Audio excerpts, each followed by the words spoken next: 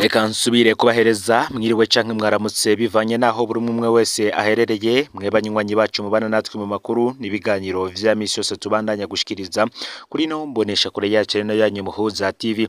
Uyu numwe tugiye kubageza ko rero amakuru y'ibiriko biravugwa bigezwe ko muri kano kanya nga mu gihugu c'u Burundi. Na makuru tuza kugaruka hanini ku bivugwa mu gisata ca politike mbere no ku bategetsi bakomeye cyane bari mu butegetsi bw'igihugu bwa CNDD FDD ndetse nabo baravuye muri ivyo bibanza, bamwe barapfuye abandi barahunga. Muraza kumvirizamwo ivy'amabanga menshi y'ingene abari mu butegetsi bavugana na bamwe mu bahunze, gusa ivyo byose bigakorwa mu ruyeri rudasanzwe ndetse binyegeje.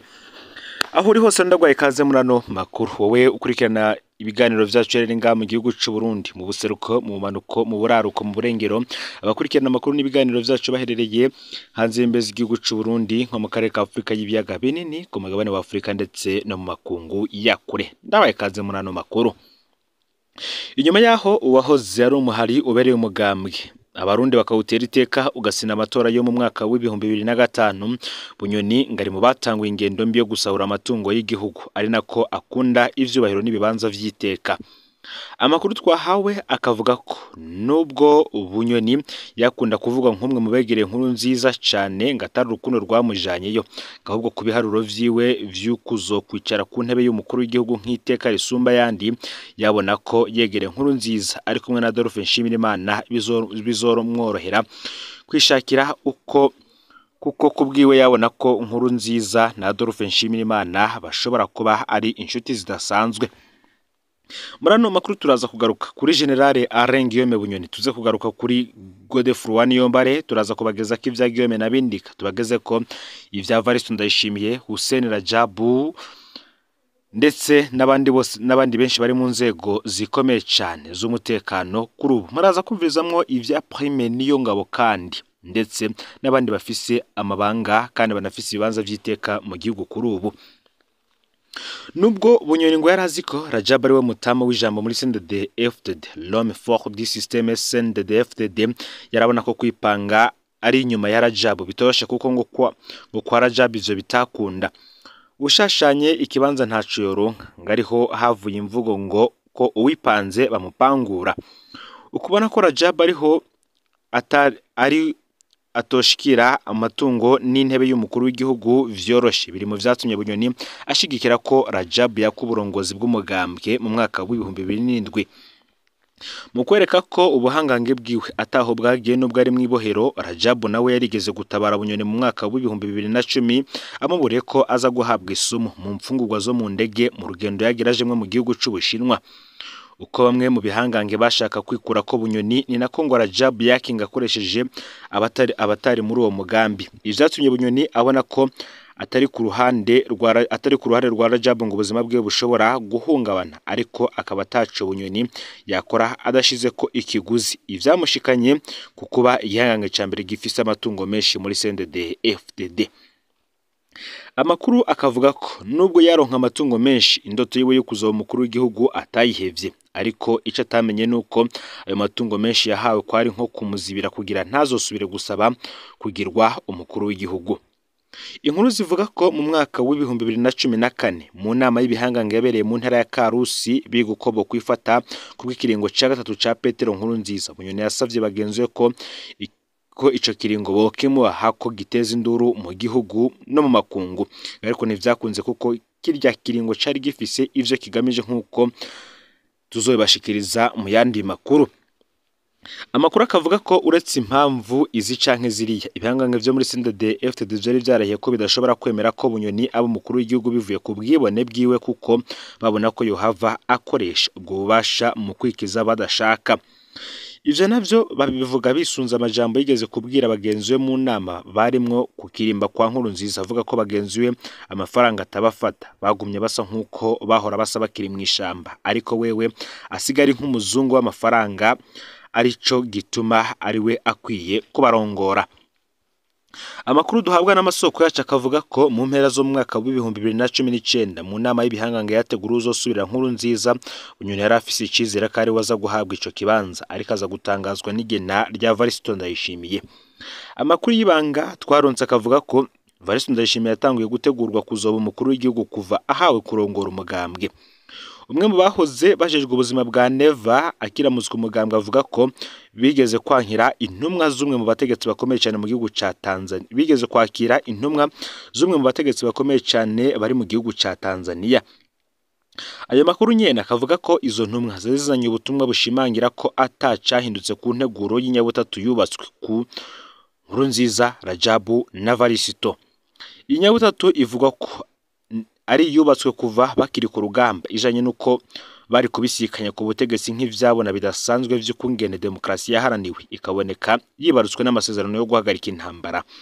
Hari inkuru zivuga ko iyo nyabutatu yo kubisikanya ku ntebe y'umukuru w'igihugu aho hatangura Nkurunziza hagakurikira Rajabu nyuma yo hakaza Neva ngo hari kongewe ko uwa kane ari we General Silas Ntigurirwa. Uyu nubundi akaba ari muri baba generali batanguye ubutegetsi bwa CNDD-FDD bakomeye cyane rwose. Igihugu cha Tanzania n'umugambwe uri ku butegetsi CCM cyangwa se Chama cha Mapinduzi nk'abaramuye CNDD-FDD mu kwibutsa ko bashigikiye iyo nyabutatu wahoze ari umukuru w'igihugu Jakaya Mrisho Kikwete igihe yaza himikwa. Ndayishimiye yaribukije ko acibuka uko Nkurunziza, Rajabu na Varisito bakorana. Ayandi makuru y'ibanga twaronse akavuga ko hari amasezerano yoba yarabaye mu mugambwe CNDD-FDD ajanye no kungene abazoba bakuru b'ibihugu bo bisikanya hisunzwe amadini nkuko bigenda muri Chama cha Mapinduzi. Ivyo bikaba vyaratanguriye muri CNDD-FDD aho amasengesho mpuzamadini yatanguye kuba nk'itegeko kuva bakiri ku rugamba, kimwe mu vyatumye hubakwa inyabutatu ya Nkurunziza, umukizwa, Rajabu umwisilamu ndetse na Varisito w'umukatolika. Amakuru akavuga ko bivuye ku kajagari Nkurunziza ateje mu mugambwe nibe bigikunze ko ibiringo vyubahirizwa vyatumye n'urutonde rwo kubisikanya ku ntebe y'umukuru w'igihugu rutabandanya nkuko vyari bitegekanijwe. Bunyoni yaranse ivyo vy'inyabutatu. Amakuru akavuga ko inyuma yo kuronka amatungo menshi bahavuye biga uko bagabagabana ibibanza vy'iteka mu butegetsi bw'igihugu bamwe bazokukurikiramwo. Amasoko yacu akavuga ko ibihangange bimaze kwankira Nkurunziza izina rya Pascal Nyabenda, Bunyoni yaciye asaba ko ari we yoserukira CNDD-FDD mu matora y'umwaka w'ibihumbi 2020. Bagenzi we baravyanka. Bunyoni ngo baratumye intumwa mu gihugu ca Tanzania kugira abategetsi ba Tanzania bamufasha bari we batanga izina rya Bunyoni kuko abategetsi ntibavyemera kuko kubwabo amasezerano y'inyabutatu yategezwe kubahirizwa nubwo vyari ivyahungabanye. Munyuma uwo mutegetsi wo muri Tanzania yoba yarabwiye vya bihanganye ko bitokumira rwose Bunyoni nubwo benshi batamwerekwa canke bamufitiye inzika kuva bakiri ku rugamba, ariho Bunyoni bamugira umushikiranganje wa mbere. Gicababaje Bunyoni nkuko amakuru adushikira abivuga ngizo ngingo zafashwe n'uwo mutegetsi wo muri Tanzania afata ko zimeze nk'izidasobanutse. Mu kiringo ca gatatu aho Nkurunziza atasohoka igihugu, Bunyoni yaragerageje kujya mu gihugu ca Leta Zunze Ubumwe za Amerika mu nama aserukiye leta y'u Burundi. Urugendo rwiwe rwahagaritswe ageze mu gihugu ca Ethiopia, akaba yashaka kwerekana ko we ari we bakwiye kugira umukuru w'igihugu. Igena rwose rya Evariste Ndayishimiye niryo ryamutuntuje kubona umuntu ngatazi kuvuga ijambo no gufata ingingo ari we bashira imbere bitwaje amasezerano. Ngo ivyo byose yabaye intandaro yuko Bunyoni aca afata ingingo yo kwisokora muri systeme ya CNDD-FDD ntiyasubira kwitaba ibikorwa na bimwe vyabo, aja gutegura uko ashikira intebe y'umukuru w'igihugu aciye mu nzira ziyo kuko yarabona ko ari kumwe n'abandi bitokunda. Mu kugabisha Bunyoni ko ingingo yafashe yo kwisokora muri systeme ishobora kumukora ko ubutumwa bwavuzwe na Reveriyano Ndikuriyo. Yavugiye mu ikoraniro rya CNDD-FDD ko hariho umuntu agendanirwa n'imiduga irenga 10 abihawe na systeme, none hageze aho avuga ko ivyo systeme bitamuraba. Ndikuriyo nibwo yaciye avuga ko uwo muntu adashobora kwakwa ivyo yahawe vyose. Murantungi uwo muntu ashobora kwakwa ivyo yahawe vyose na kare niwe asumvye abandi. Ico gihe benshi baza ko ariko avuga Neva, mugabo ngo bwari ubutumwa bugenewe Bunyoni. Nkuwuzi aho ubutegetsi buhobahoba, Bunyoni yaciye atangura kwegeranya bahoze bayoboka Nkurunziza abizeza ko ibibanza Evariste Ndayishimiye yabatse azobasubiza ashikiriye ubutegetsi. Yongera yizeza abo kandi bahoranye muri Paripeutu FNL ko azoca baha amapete yo ku rwego rwo hejuru nibemera kumushigikira mu mugambi wiwe. Uyu mugambi wa Bunyoni ngo watumye bamwe bamufitiye inzika baronka ico baherako mu gutegura kumukura mu nzira. Amakuru adushikira akavuga ko hari abategetsi babiri bakomeye muri CNDD-FDD bagiye mu gihugu ca Tanzania kubwira inzego z'ico gihugu uko icuka kimeze muri systeme kugira bagire ico bakoze. Kubgayo masoko yacu ngo abo bategetsi babiri ni General Alexandre Muyenge batazira Mana Alex arongo ishiramwe ry'umupira w'amaguru mu Burundi. Ico giti akaba yaragihawe kugira bizoze biramworohera kujabuka imbibe z'igihugu mu ishusho ry'inkino. Bivuga ko Mana Alex ari mu bihangange cyane vyari vyegereye Hussein Najab ariko utopfa kumenya ko bafise ijambo rikomeye mu gihugu.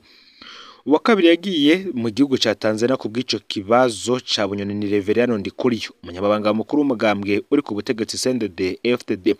Muri koko no mu rubanza rwa Bunyoni yavuze ko yarondereye Reverend Ndikuriyo ngo amutume ku bategetsi bo muri ico gihugu kugira ngo bamufashe, ariko vyose agasanga Bunyoni yagiye ari nabwo yarondereye cigira ca kabiri c'umunyamabanga mukuru w'umugambwe CNDD-FDD.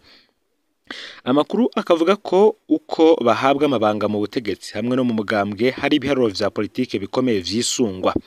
Amasoko yacu akavuga ko abategetsi bo muri Tanzania bamaze kubona ko amazi yarenze inkombe baciye bategura uko Bunyoni yokurwa mu gihugu bataramugandagura. Ico gikorwa cahawe General Prime Niyongabo. Ubwizigirwa bwa Prime Niyongabo kuri abo bategetsi bo muri Tanzania n'ubushobozi bwo kwanka ikintu ntihagire uwundi akirenga ko biri mu vyatumye amara ikiringo kirekire mu burongozi bw'igisirikare. Ayo makuru akabandanya avuga ko Prime Niyongabo amaze kubwira Bunyoni ko adahunze ashobora kugandagurwa, Bunyoni yaravyemeye. Hateguwe inzira yocamwe nk'uko vyama vyakozwe iyo hari umuntu akomeye bisabwa ko asohokanwa igihugu mw'ibanga. Amakuru akavuga ko abategetsi ba Tanzania bari bamaze kuvugana n'ibindi bihugu vyo mu karere ka Afrika y'ubuseruko ko bo kwakira Bunyoni nka kurya bagiye barakira abandi bagiye barahunga igihugu. Mu mwanya hari harindiwe abaza gutora Bunyoni bakamujabukana igihugu c'u Burundi.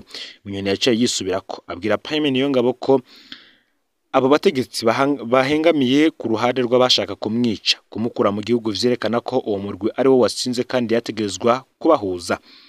Bunyoni yongera ko aramutse asohotse igihugu azoca yibagirwa kandi afise ibikomeye yakoreye igihugu. Ubutumwa bwa Bunyoni ko yanse gusohoka igihugu bumaze gushikira abategetsi ba Tanzania baciye bababwira ko bomukura kamaboko, nkabazi ko Bunyoni ari umuntu y'intagondwa agoye rwose guhanurwa. Bari bateguye ko yanse kuva mu gihugu baca bamupfunga bakamwaka ivyo atunze nk'uko Reverend Ndikuriyo yabivuze. Amasoko yacu akavuga ko igikorwa cyo gufata Bunyoni cari cahawe Alexis Ndayikengurukiye batazira Nkoroka ndetse na Joseph Niyonzima, murantunge Joseph Mathias Niyonzima batazira Kazungu. Harabayeho kandi ngo n'ihindagurika rya Kazungu ndetse na Nkoroka. Amakuru y'ibanga twahawe n'umwe mu begereye ubutegetsi bwa Tanzania akavuga ko Nkoroka na Kazungu bamenye ko abo bategetsi bariko barabikora k'igihe uwo muntu afatirwa mu ntara ya Cibitoke. Barabonye Nkoroka na Kazungu baje kumutora acarategura umutima ko agiye gupfa. Ngo bamujanye kumupfungira mu biro bikuru vy'iperereza Bujumbura. Ngo yaratanga yabonye Kazungu amuzana ivyo apfungura n'imiti kuko mu gipolisi mu Cibitoke bari bamuboreje igufa. Nkoroka nawe yamuzaniye impuzu zo guhindura kuko izo yari yambaye zari zuzuye amaraso zanatabutse. Mu iperereza yahamaze iminsi 5. Umunsi wa gatandatu Kazungu yaraje amusohora mu gasho amubwira ko Mutama amutumye kumujabukana, ariko we ngo yabona ko bamujanye kumwica. Yamujanye mu Gatumba acamuha abamushikana muri Kongo. Batubwiye ko ivyo byose vyabaye ubwo umutegetsi akomeye cyane yari yatanze iryo tegeko. Guko rero vyagenze niko no kuri Bunyoni, hari uwamuri yakara ngo harungitswe Nkoroka na Kazungu acarabona ko abategetsi ba Tanzania bamukuye ko amaboko. Bunyoni nkuzi uko bigenda yaciye aja habona kugira ntibaze kumurasa bamwagirije ko yari yahunze. Amasoko yacu akavuga ko Bunyoni adapfunzwe n'ubutungane ahubwo apfunzwe kijyano cy'uko yanse gukinjura bigishoboka, ari naco gituma ivyimbarano vyiwe ari nkinamico. Hari amakuru avuga ko Bunyoni ashobora kurekurwa amaze gushikana imyaka yo gukukuruka atajamba gafise mu nzego, ariko bakamureka ntibamwaka amapete kugira ngo azosazane iryo teka. Ngaho rero amakuru y'ingene bigenda muri systeme ya CNDD-FDD. ufyonde subscribe canke sabone niba utari wafyonda ko kugira ngo tuzicikanwa nayo dushikiriza usangize kandi no makuru bagenza aho bari hose kugira ngo nabo baje bashikirwa nayo biriko biravugwa bigezwe ku ngamba igihugu cy'u Burundi hanze y'imbezi igihugu cy'u Burundi ndetse no makungu ya kure n'umuhuza TV Imana iba hezagire.